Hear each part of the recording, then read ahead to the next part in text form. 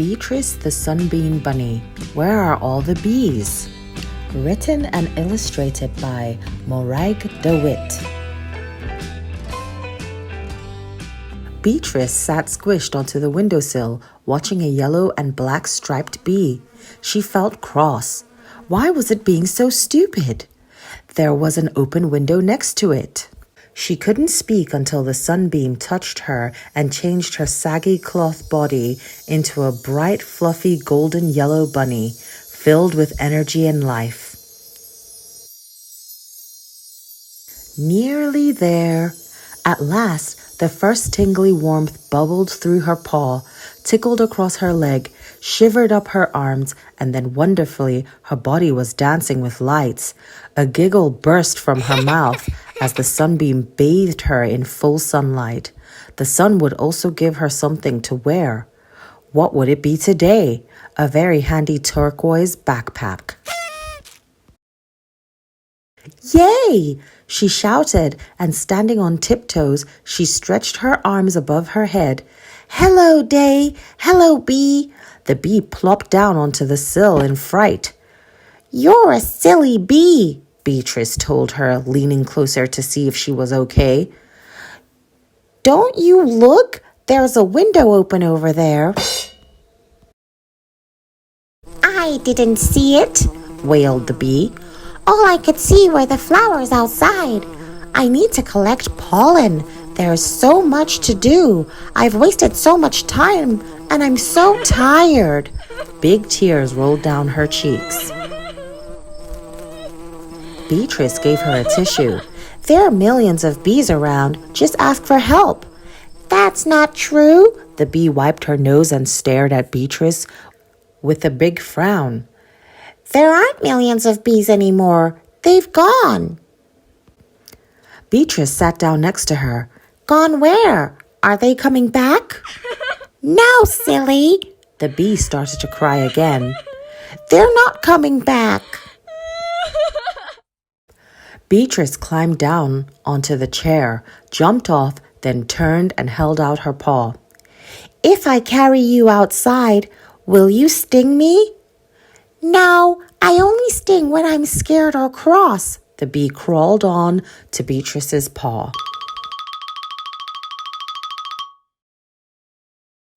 Together, they went down the passage into the kitchen, through the doggy door, and into the garden, where she held the bee near a flower. I can't get into this flower, she said, backing away. Please take me to another one. Beatrice took her to another one. No, not that one either, the bee sulked grumpily. Thumps poked his head out from under the hedge. His long ears twitched, and his mouth was stuffed full of dandelion leaves. Thumps! Beatrice called to the air in relief. I need your help with... What's your name? Bella, said Bee. We'd better hurry up. Her voice sounded weak, and her legs had started to wobble. Quick, Thumps! Find a flower full of nectar so that Bella can drink and get some energy.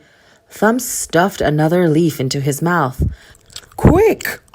Okay. Follow me. With a twitch of his tail, he bounded off on his long legs to a small bramble bush covered in little pink and white flowers. The farmer cut down all the others, but he left this one when he went off to lunch yesterday. Its flowers are nice and flat and open with lots of nectar. Weakly, Bella buried her nose into the center of the flower, and Thumps and Beatrice heard loud slurpy noises. Bella crawled out and went to another, then another. With her tummy full, she felt stronger. Oh, that's much better. Bella licked her feelers to get the sticky juice off. People don't have time for gardens or flowers anymore, she said, and houses are being built where the meadow flowers were. We love vegetable flowers, but they get sprayed with stuff that tastes horrible. A lot of my friends died really quickly. I cried for ages. I miss them.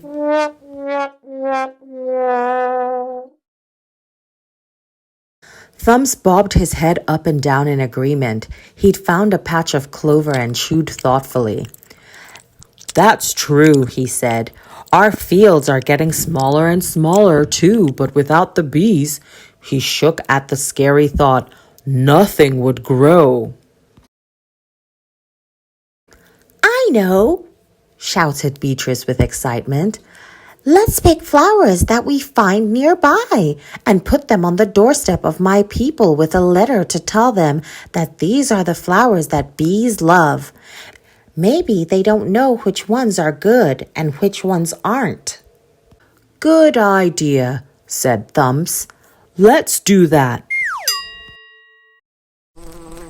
So Bella flew from plant to plant.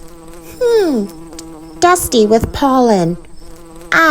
Too tight to crawl inside. Yum, full of nectar. A pile of flowers lay on the doorstep, and Beatrice wrote the note with her tongue sticking out the way Maddie, her child friend, did. Thumps, I have to go. The sun's going down. Put this with the flowers, but tuck it in tight so it doesn't blow away. She folded the paper and gave it to him. I'm sure my humans will help. Bye, you two. Beatrice raced across the garden, through the doggy door, and climbed onto the windowsill. As the last rays of sun slanted across the garden, within seconds, she was changed to a smooth, silent, and saggy but very happy bunny. Can you find any flowers that bees would love near you? Tasty and sweet, a real bee treat. Chives, strawberries, and blueberries. The queen bee can live up to 5 years and is the only bee that lays eggs. Wow, she can lay up to 2,500 eggs per day. The male honeybees, also called drones, have no stinger and do no work. Cucumber. Shrubs and trees, bees love these. When a bee wants to chat about where they are super flowers or where she's been, she does a waggle dance. She moves in a figure of 8 and waggles her whole body. You try. Simple rose, hypercerium, cherry blossom, abelia. Bees are amazing at flying. They fly at a speed of around 25 kilometers per hour and beat their wings 200 times per second. Bees are getting less and less because of poisons and chemicals, plants that are taking over but don't provide food, more buildings and fewer gardens, a change in climate. The end. Thanks for listening. I hope you enjoyed that. If you did, please subscribe and come back again.